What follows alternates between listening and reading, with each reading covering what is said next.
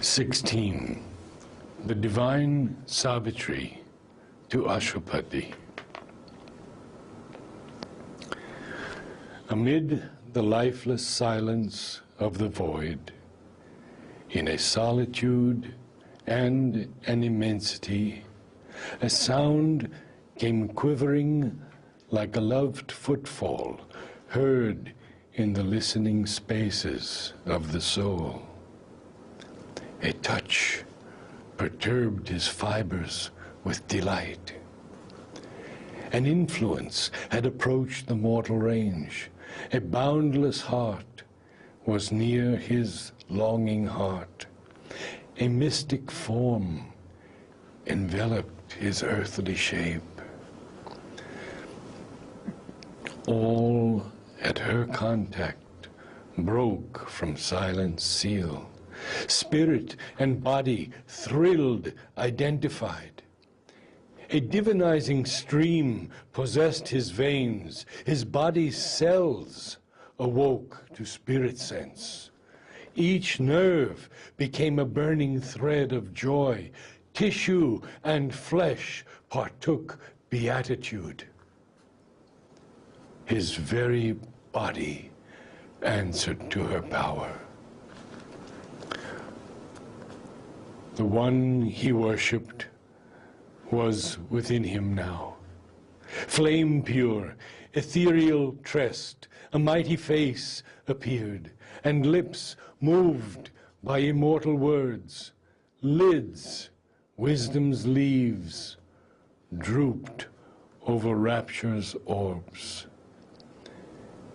A marble monument of ponderings shone a forehead, sight script, and large like ocean's gaze towards heaven, two tranquil eyes of boundless thought looked into man's and saw the God to come. A shape was seen on threshold mind, a voice absolute and wise in the heart's chambers spoke.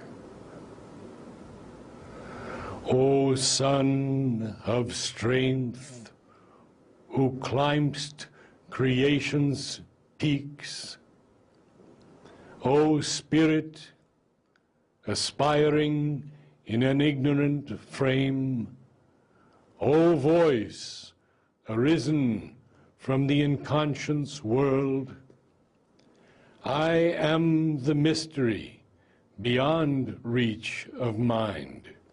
I am the goal of the travail of the suns.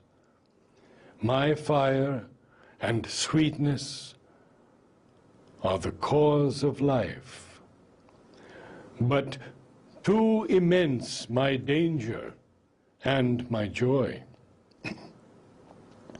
Awake not the immeasurable descent. Speak not my secret name to hostile time. Man is too weak to bear the infinite's weight. Truth, born too soon, might break the imperfect earth. Leave the all-seeing power to hew its way.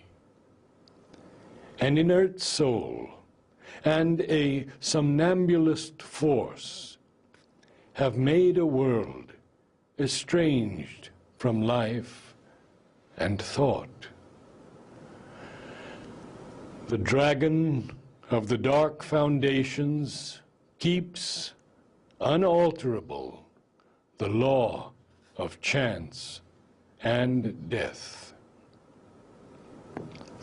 On his long way through time and circumstance, the gray-hued, riddling nether shadow sphinx, her dreadful paws upon the swallowing sands, awaits him, armed with the soul-slaying word.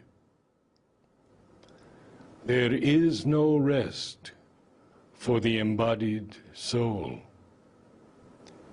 It must live on describe all time's huge curve. A light there is that leads, a power that aids. He lays his hands sometimes on the unknown. He communes sometimes with eternity. In him, the Earth Mother sees draw near the change, foreshadowed in her dumb and fiery depths. A Godhead drawn from her transmuted limbs, an alchemy of heaven on nature's base.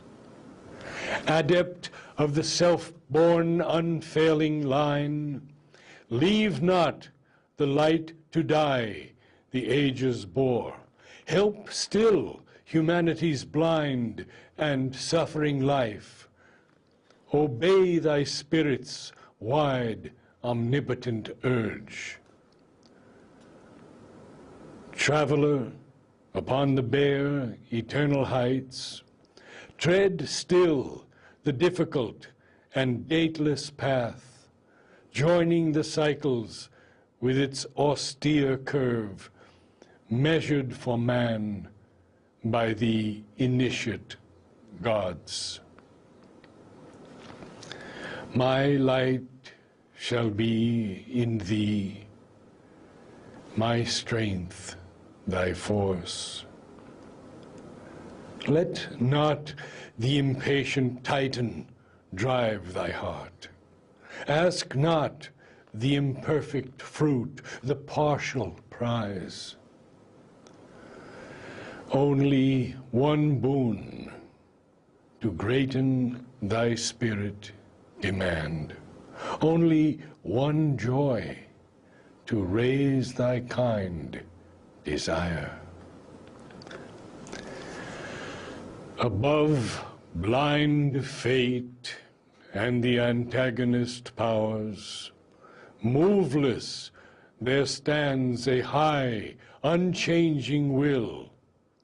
To its omnipotence leave thy work's result. All things shall change in God's transfiguring hour.